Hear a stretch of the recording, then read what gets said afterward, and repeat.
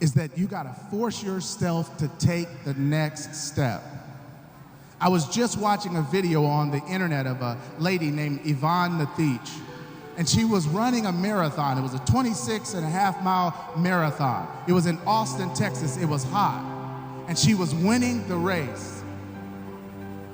And then with 300 yards to go to the finish line, her body gave out. And see, if I don't know if you know what it's like to run a marathon, so I talked to a few people who ran marathons, and here's what they said. They said that you hit a wall, that all of a sudden you can't breathe anymore, that all of a sudden you start to get dizzy, that when you're taking steps, you can hear yourself breathing in your head. For Yvonne Nathich, she fell down, she hit the ground. That was it. She was on her hands and knees. The reason I'm telling you is because when you go after what you want, there's going to be times that you fall down. There's going to be times that you don't know if you can get up. There's going to be times that you don't know if you can make it. But here's what I'm going to tell you. You have to find a way to just take the next step. Yvonne, she started crawling.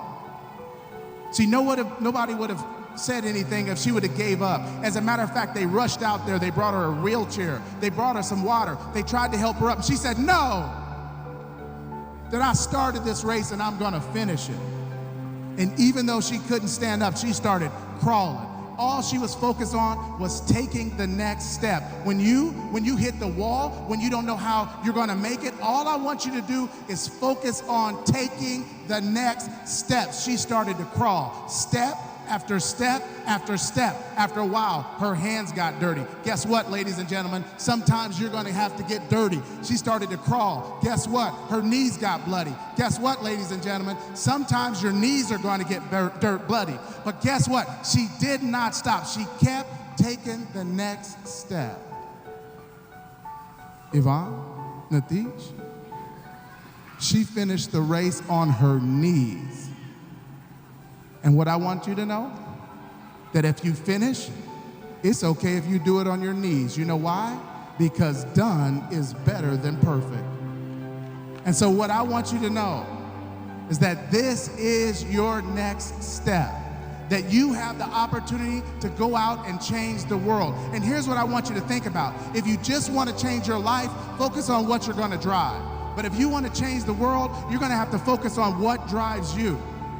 If you just want to change your life, focus on where you're going to live. But if you want to change the world, you have to focus on what's living in you. If you want to change your life, focus on where you're going to work.